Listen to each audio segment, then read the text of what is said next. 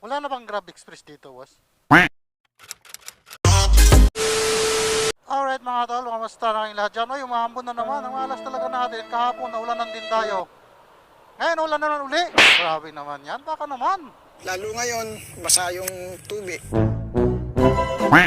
Wala nang paligoy-ligoy ito pa mga tol. Kamusta na kayong lahat dyan? Tayo nagbabalik uli. Matagal-tagal tayo hindi na pag-upload dahil sobrang busy natin. Komplikado din sa ating oras. Ang ating Halloween, no? Natakot na ba ang lahat? Natatakot sa gastos? Ngayong araw ay pupunta tayo sa Grab Marikina Hub para mag-inquire kung pwede tayo mag-apply doon sa kanilang Grab Express. Titingnan natin kung pwede tayo doon. Kasi yung kasamahan ko nakapag-apply gamit ang hindi professional na license. Kaya pupuntahan natin ngayon para tingnan natin kung pwede pa rin tayo, kung pasok ba tayo sa kuta nila. O, tingnan lang natin. So, sa mga mag-apply dyan ng Grab Express, ito lang, panoorin nyo na to para magkakaroon kayo ng idea kung anong pwede yung dadalhin kahit hindi professional. Alright! A few inches later. Ito, minalas na naman tayo. Unambo na naman. Mahina si Lalamove kaya kailangan natin maghanap pa ng Grab na magiging Grab Express rider tayo.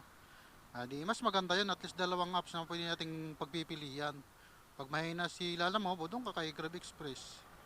Ngayon mga tol, samahan nyo lang ako hanggang mamaya para malaman nyo kung ano yung mga kailangan, no, para sa pag-apply ni Grab. Para isa na rin tayong Grab Express delivery rider. Alright. Sana makaabot tayo ngayong dahil tanghali na tayo nakapunta dito sa Grab. Malapit-lapit lang din naman to. Sana nga lang pwede tayo. Sana tumuloy yung ulan dahil napakahirap po. So ayan, hanggang mamaya ulit. Idakayso lang tayo. Pagdating nakatin doon at ma-update ang kanilang requirements. Alright. 15 minutes later. Alright, so andito na tayo mga tol. Tingnan na natin.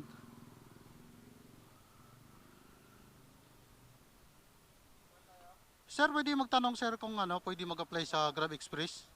Sa Grab Express? Wala na? Available ngayon?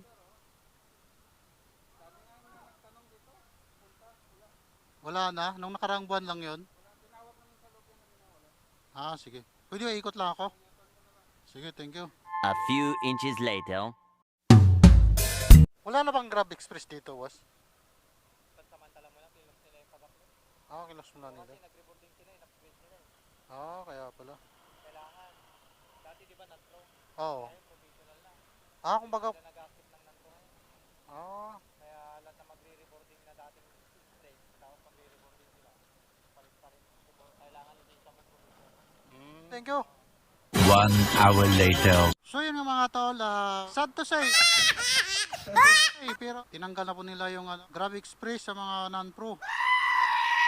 So kailangan natin magpa-pro para makapasok sa kanilang Grab Express. Alright, so hanggang dito na lang mga tol.